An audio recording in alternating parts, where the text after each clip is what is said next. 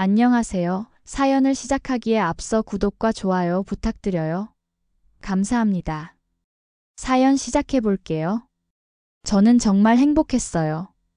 예비 남편과 사귄 지 3년, 드디어 결혼을 위해 상견례를 앞두고 있었거든요.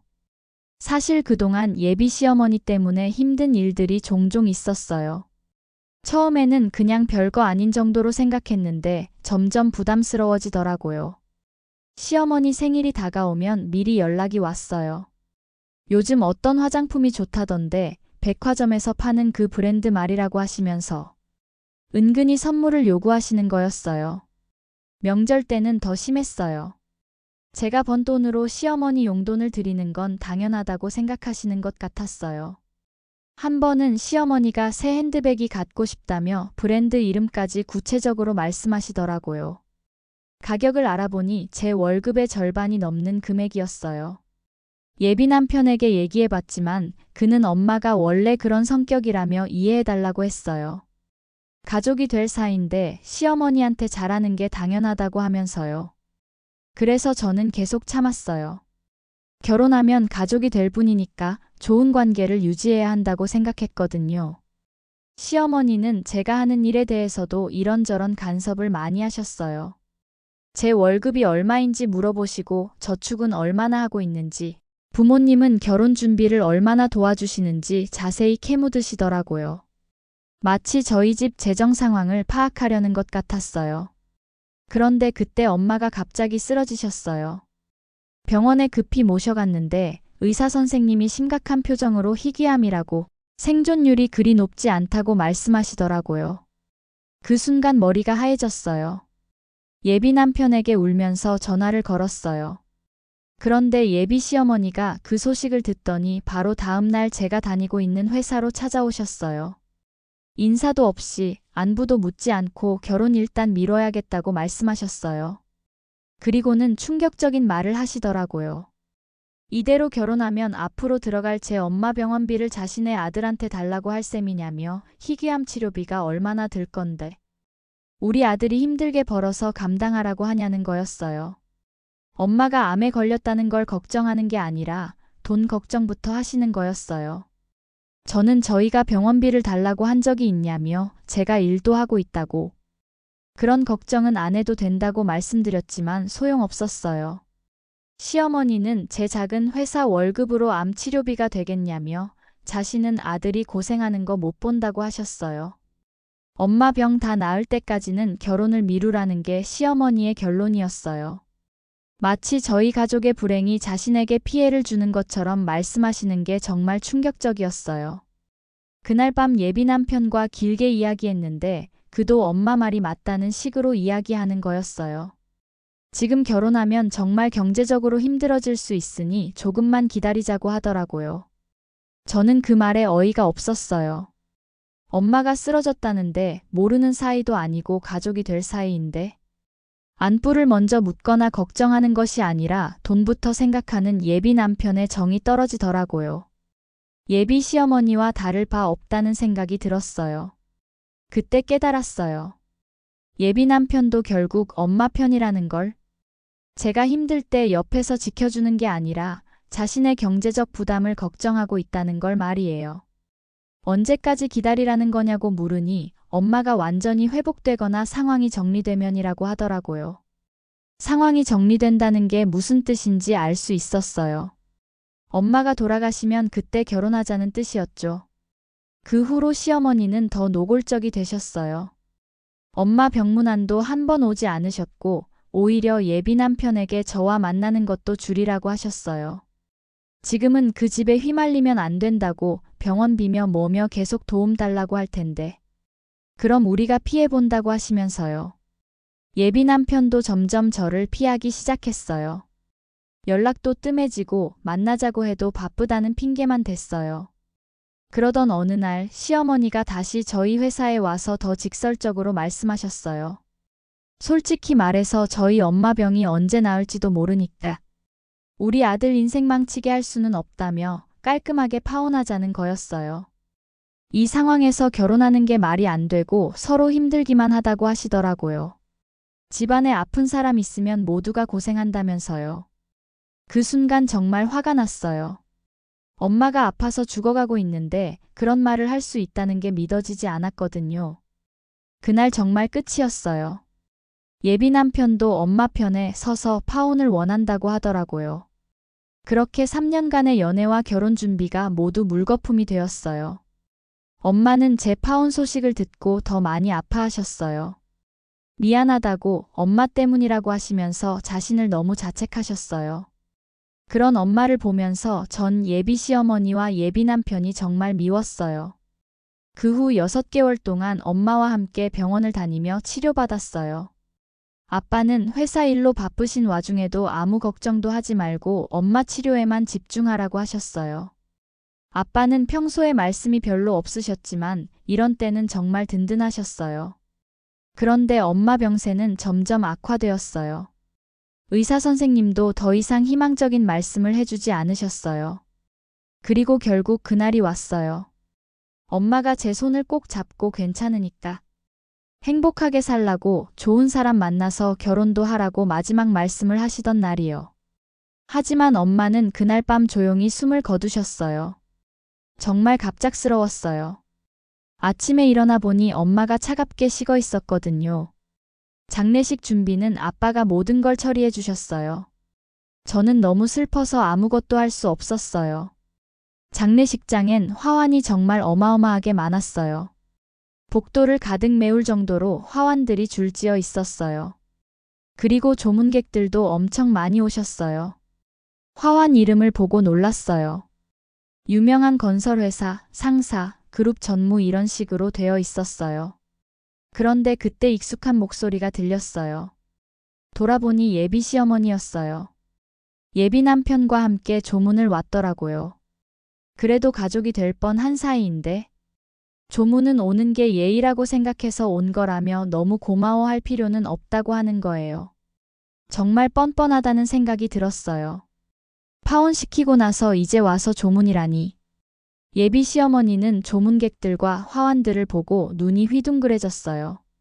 화환이 왜 이렇게 많냐며 놀라워하더라고요. 그때 마침 아빠께서 다른 조문객을 맞으시려고 나오셨는데 조문객 중 한 분이 아빠께 다가와서 중공업 부품 납품 관련 얘기를 하시고 이번 달 매출 보고서는 천천히 받아봐도 된다며 충분히 마음을 추스리라고 하시더라고요. 그 대화를 듣고 있던 예비 시어머니의 얼굴이 점점 굳어지더라고요. 그리고 다른 조문객이 또 다가와서 대표님, 이번에 신규 공장 건설하신다는 이야기 들었다며 축하드리고 싶지만 자리가 자리인지라 축하는 미뤄두시겠다며 조의를 표하셨어요. 그제서야 아빠가 단순한 작은 공장 사장이 아니라는 걸 깨달은 듯 예비 시어머니는 놀란 표정을 감추지 못했어요. 그때부터 예비 시어머니의 태도가 180도 바뀌었어요. 아빠께 다가가서 깍듯이 인사를 드리면서 이번 일로 정말 마음이 아팠다고 하더라고요. 아빠는 예비 시어머니를 보시더니 차갑게 조문. 와주셔서 고맙다고 말씀하시고는 다른 조문객들께 인사를 하시러 가셨어요. 예비 시어머니는 당황한 표정으로 저를 불러서 제 아버지가 어떤 일을 하시는 거냐고 물어보더라고요. 저는 그냥 제조업 하신다고 했는데 시어머니는 제조업이 이 정도냐며 화환들을 보라고 하더라고요. 예비 시어머니는 화환 이름들을 하나하나 읽어보더니 정말로 제 아버지가 이런 회사들과 거래를 하시는 거냐고 물어보시는데 저는 잘 모르겠다고 아빠가 회사 일 얘기는 집에서 잘 안 하신다고 했어요. 장례식이 끝나고 며칠 후 예비 시어머니가 저보고 할 얘기 있다며 만나자고 하더라고요. 우리가 좀 성급했던 것 같다고 저희 집 사정을 제대로 몰랐다고 하시면서요. 제가 지금 와서 무슨 말씀이냐고 하니 제 아버지가 이렇게 큰 사업을 하시는 줄 몰랐다며 오해한 부분이 있었나 보다고 하시더라고요. 정말 어이가 없었어요. 몇 달 전에는 저희 엄마 병원비 때문에 파혼하자고 하시더니 이제 와서 오해였다고 하시는 거였어요. 저는 저희 엄마가 아플 때는 언제고 이제 와서 그런 말씀하시냐고 했어요. 시어머니는 그때는 경제적으로 여유가 없어서 그랬던 거라고 하지만 지금 보니 저희 집이 이런 형편이면 얘기가 다르다고 하시더라고요. 돈이 있으니까 태도를 바꾸시는 거냐고 물으니 그런 게 아니라 저희 집 상황을 잘못 판단했던 것 같다고 하시면서 그때는 정말 몰랐다고 변명하시더라고요. 그때 예비 남편도 끼어들어서 다시 해보자고 그때는 자신이 너무 성급했다고 하더라고요. 정말 한심했어요. 제가 힘들 때는 등을 돌리고 이제 와서 저희 집 형편을 알았으니 다시 돌아오겠다는 거였어요. 저는 거절했어요. 그 후 며칠 동안 예비 시어머니는 계속 저에게 연락했어요. 문자도 보내고 전화도 하고 심지어는 회사 앞에서 기다리기도 했어요. 정말 미안하다고 우리가 저희 집 형편을 몰라서 그랬다고 이제 알았으니까 다시 해보자고 하시더라고요. 하지만 저는 마음을 바꿀 생각이 없었어요. 엄마가 아플 때 등을 돌린 사람들을 어떻게 믿을 수 있겠어요? 돈이 있다고 알아봤을 때는 이미 늦었어요. 한 달 정도 지나서 예비 시어머니가 마지막으로 찾아왔어요. 이번에는 큰 선물 가방까지 들고 오셨더라고요. 이것 좀 받으라고 자신들이 정말 잘못했다고 하시면서 결혼 얘기도 다시 해보자고 웨딩홀도 다시 예약하고 드레스도 다시 고르자고 하시더라고요. 저는 싫다고 이미 다른 계획이 있다고 했어요. 예비 시어머니는 다른 계획이 뭐냐고 설마 다른 남자라도 생겼냐고 하시더라고요. 그건 시어머니가 신경 쓸 일이 아니라고 했어요. 예비 시어머니는 화가 나신 것 같았어요. 저보고 너무하는 거 아니냐고 자신들이 잘못했다고 이렇게 빌고 있는데 왜 이렇게 나오냐고 하시더라고요. 저는 시어머니가 저한테 했던 말 기억나시냐고 네 엄마.